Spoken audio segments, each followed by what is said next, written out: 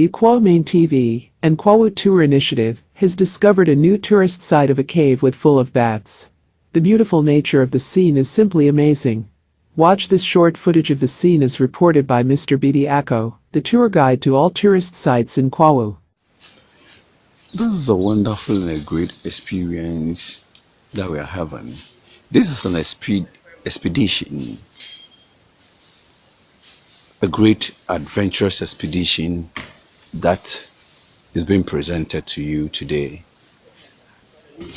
As I told you, my crew and I, Kwahu Tourism Initiative, my TV, and the village guide, together with the driver, the assistant guide, Nanachiami Misa. We've come to where I'll tell you nobody has ever taught about the wonders of nature as it is from creation. We are presenting it to you today. Look, when we say Kwahu, it is indeed serious, because when in the olden days, when our forebears were being chased by the Ashantis and the other people, we gave our name Kwahu. This is one of the greatest reasons why Kwahu is indeed called Kwahu. Our great leaders who founded this kingdom fought, sat, and defended this land and let us have this very place called Kwahu. And indeed, see, when in wartime somebody hide in this mountain, this section of the Upper Ku area, which have the darkest part, which inhibited bats, that they say Kwahu for the yepem pine dan kwansre. Yes, the bat cave is there.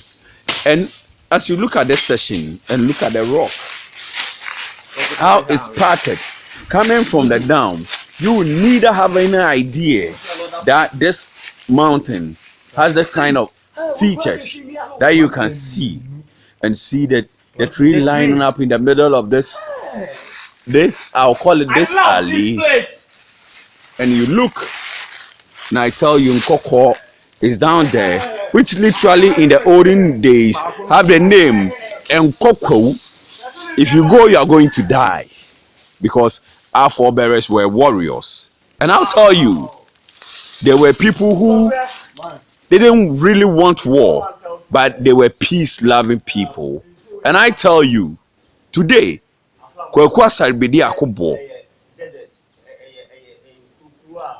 the only village guide in Ghana, my TV, projecting Kwahu image and beyond to the world.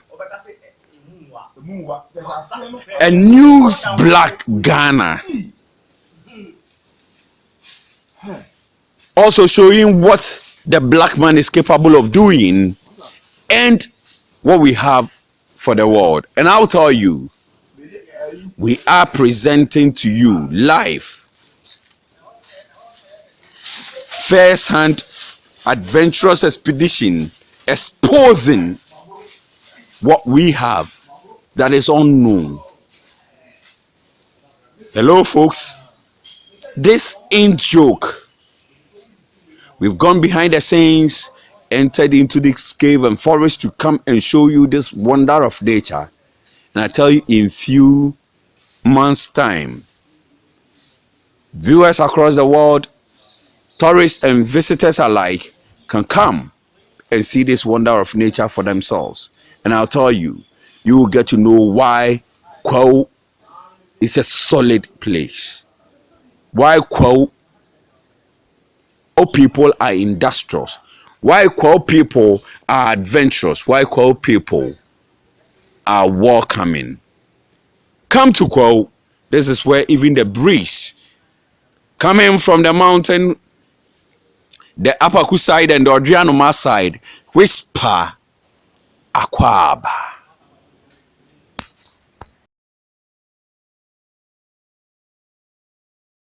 This rock is very tall one, and it is almost the same high as the tree beside it, but you can climb it because the rock has some kind of steps around it, which make it very amazing.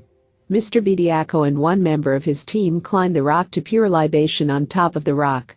This is first time the team have found it, but our ancestors used them as protective place.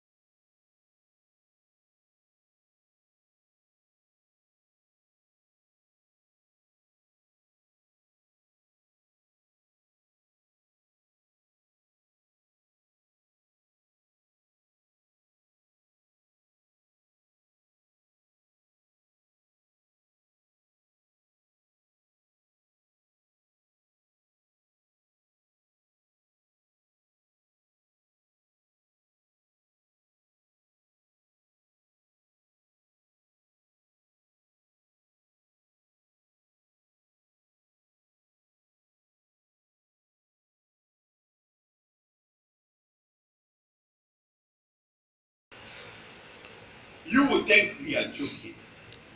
We say this adventure is serious. Very serious. Indeed, is well. Our forebears fought and gave us a great land.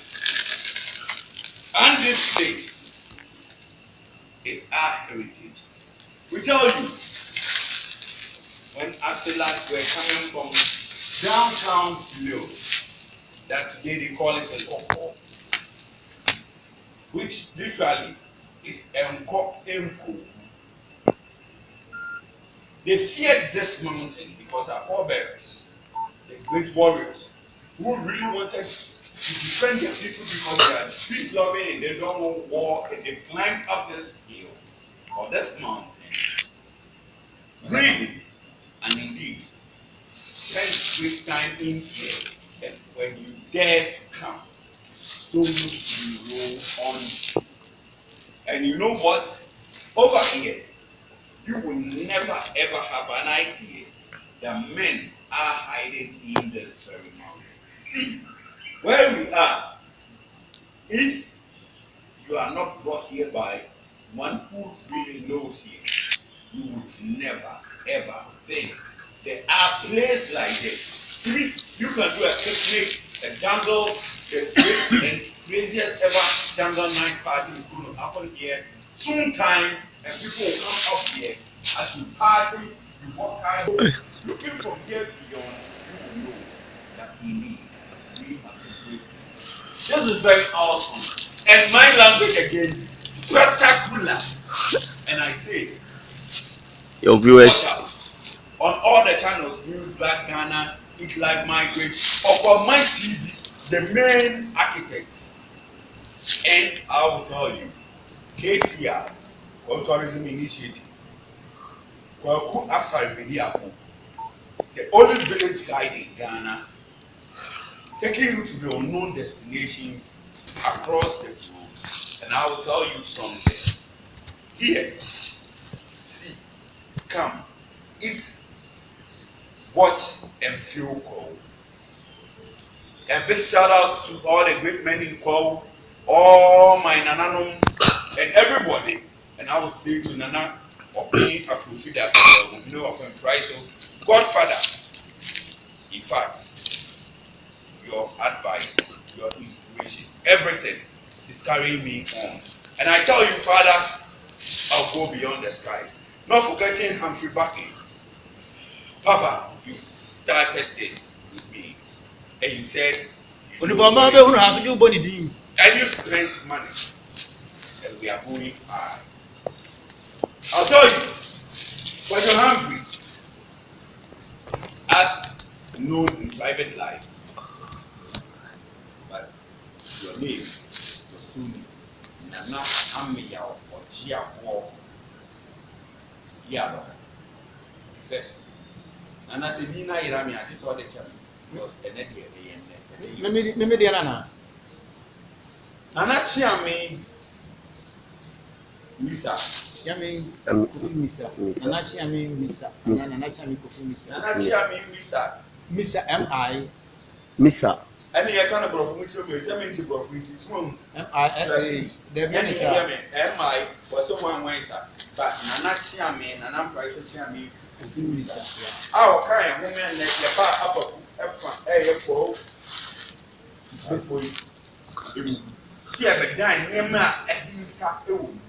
don't just see it as a mountain viewers out there.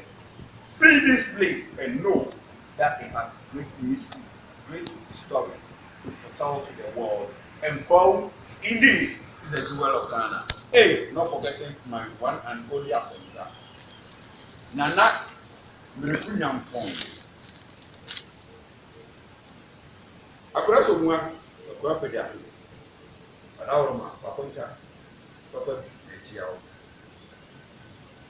Long live for mine, long live everybody. Nana Kwa Mwajapong, Akra Onkwaso, or Boyme, Montayet, the for mine, the engineers were at get down in Chile assassinate. Ghana, my for mine now. My brother should be Mermon, and I'm pretty dead. Bah, you know my. And what you're from your Yo, ahwefo se mbehu a obehu ne se eyebo ketekete bi na papafu emi no mu gina so no spectacular ma ene ne ba okrasi ni bedi akone ne ba se wo hwe dua yi a o de hwe fi dua yi ase ne hwe saa eko dua yi so ne hwe dua tintin ne hwe ba bi a mpinifo mienu yi ejina obehu se yes Kwahu ye wone papa bi wo fie ha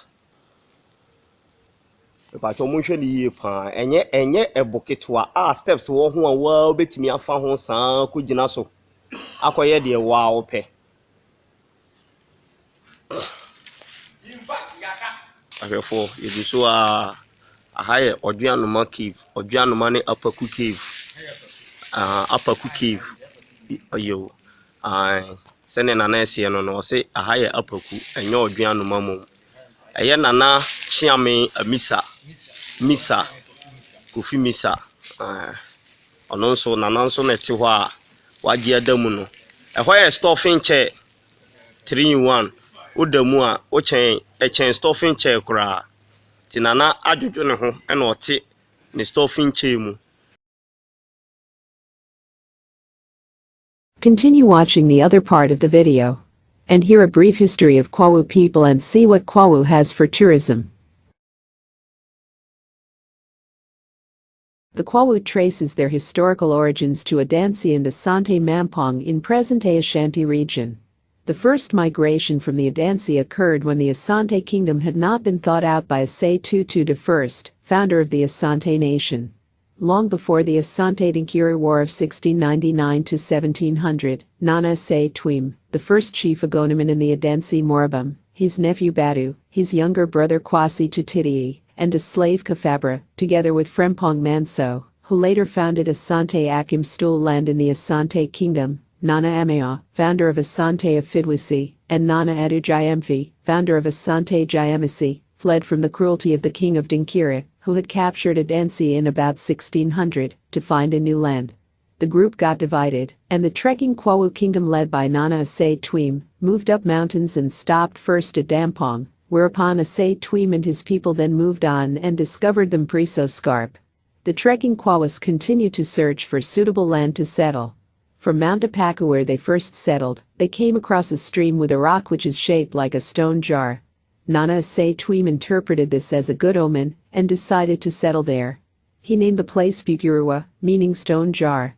They settled there for many years, until Twim died and was succeeded by King Badu. Bukirua grew to become a big town. It received immigrants from the Adumoa, the Obo and the Nkwatai people. Before the arrival of Kwahu Kingdom, the land was occupied by the Gwans under the leadership of Atala Fayam, very powerful king at the time. The king resisted the entry of the Kwahu into their domain, and therefore engaged in series of warfare with these trespassers. The war continued for a long time until the Gwans were defeated to mark the beginning of the settlement of the Kwahu Kingdom. The emergence of Kwahu State on the Dutch map of 1629 presupposes that Kwahu Kingdom were founder before the reign of Ashanti Hinodi Akenton of Oyoko clan between 1630 and 1660. This clearly illustrates the fact that, before the rise of the Ashanti Empire under King Asai Tutu, the land of Kwahu had already been occupied and was in existence. Historical accounts confirm that the name Kwahu emerged as a name for a social formation, as a result of expression of grief about the death of Kafraba, the slave. Perigo, 1903, asserts that one day, Kwasi Tutiti, a nephew of Nana Asai Twim, went with his slave Kafabra about the country to explore it. During this expedition the slave died. Kwasi Tutiti returned to Bukirua to announce his death to his uncle. Full of grief at this news Asai Twim exclaimed, "Oh, Akoa Wuui," meaning, "Oh, my slave, is dead." And from this time, the whole country was called OKWA Kwahu. Kaka, which is the capital of Kwahu, was said to be a formidable kingdom with heavily guarded mountain passes. The fear of Kwahu Kingdom evoked got its name Kou, which simply means go there and die. The name Kaka, Nkoankuwuo, was a warning to people approaching the Kwahu Kingdom for any tribal war. The second wave of Kwahu emigrants were from Mamongachie, whose uncle was Asono Jimo of Asante Mampong, was chased away by his uncle Adakora for not helping in a war. Mampongachie and his trekking first settled at Huidium, where he was defeated in a war with King of Dwabin, Wabin, before he moved to settle at Abani. The Abani became the seat of the present line of the paramount chiefs of Kwahu. The Kwahu land continued to receive other migrants including the Evers, Hausa and people of northern extraction, who came to settle particularly in the Ephraim Plains. If other migrants came to settle in Ephraim Plain from the Volta enclaves, the Kwahu people also settled in some part of Volta region, when they fought the Akwamu people at Asabi on the River Volta in the Akwamu Accra, 1669 to 1680. King Badu died, but the remnants of his forces crossed the Volta into Togoland then settled at Chim, south of Pandu. It is believed that it is from here perhaps that the seeds of the long and bitter dispute between the Kwahus and Evers people over lands on the right bank of the river were sown. Historian Deb Runner confirmed Kwahu present several centuries before the German occupation of Togoland, 1884. Most of the Akans in these areas now occupied by the Buams, Evers and Akpasos, have Kwahu ancestry. Abin is the place where the royal seat of Kwahu is located.